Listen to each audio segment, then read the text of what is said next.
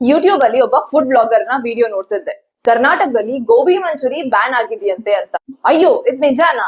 ಖಂಡಿತ ಅಲ್ಲ. ನಮ್ಮ ಕರ್ನಾಟಕ ರಾಜ್ಯ ಸರ್ಕಾರ ಗೋಬಿ ಮಂಚೂರಿ ಹಾಗೂ ಪಿಂಕ್ ಕಾಟನ್ ಕ್ಯಾಂಡಿಯಲ್ಲಿ ಯೂಸ್ ಆಗುವಂತ ರೆಡ್ ಕಲರಿಂಗ್ ಆರ್ಟಿಫಿಷಿಯಲ್ ಕಲರ್ ಅನ್ನ ಬ್ಯಾನ್ ಮಾಡಿದೆ. ಅಂದ್ರೆ ಈ ತಿಂಡಿಗಳನ್ನ ಮಾಡೋದಕ್ಕೆ ಯೂಸ್ ಮಾಡುವಂತ ಕೃತಕ ಬಣ್ಣವನ್ನ ಆರ್ಟಿಫಿಷಿಯಲ್ ಕಲರ್ಸ್ ಅನ್ನ ಬ್ಯಾನ್ ಮಾಡಿದೆ. ಪಬ್ಲಿಕ್ ಹೆಲ್ತ್ ಡಿಪಾರ್ಟ್ಮೆಂಟ್ ಸುಮಾರು 100ರಷ್ಟು ಗೋಬಿ ಮಂಚೂರಿ ಸ್ಯಾಂಪಲ್ಸ್ ಅನ್ನ ಎಕ್ಸಾಮಿನ್ ಮಾಡಿ ಅದರಲ್ಲಿ ಯೂಸ್ ಆದಂತ ರೆಡ್ ಆರ್ಟಿಫಿಷಿಯಲ್ ಕಲರ್ ಅಲ್ಲಿ ಕಾರ್ಮೋಸೆನ್ ಹಾಗೂ ಕಾಟನ್ ಕ್ಯಾಂಡಿಯಲ್ಲಿ ರೋಡಮೈನ್ ಬಿ ಅನ್ನುವಂತ ಒಂದು ಟಾಕ್ಸಿಕ್ ಇಂಡಸ್ಟ್ರಿಯಲ್ ಡೈ ನ ಕಂಡು ಬಂದಿದೆ. ಅಂಡ್ ಇದು ಡೈರೆಕ್ಟ್ಲಿ ಕ್ಯಾನ್ಸರ್ ಕಾಸಿಂಗ್ ಏಜೆಂಟ್ ಆಗಿರೋದ್ರಿಂದ ಇದನ್ನ ಬ್ಯಾನ್ ಮಾಡಿರುವಂತದ್ದು. ಸೊ ಸಾರ್ವಜನಿಕರ ಆರೋಗ್ಯಕ್ಕೆ ಹಾನಿಕಾರ ಆಗುವಂತ ಈ ಆರ್ಟಿಫಿಷಿಯಲ್ ಕಲರಿಂಗ್ ನ ಅಷ್ಟೇ ಬ್ಯಾನ್ ಮಾಡಿರೋದು.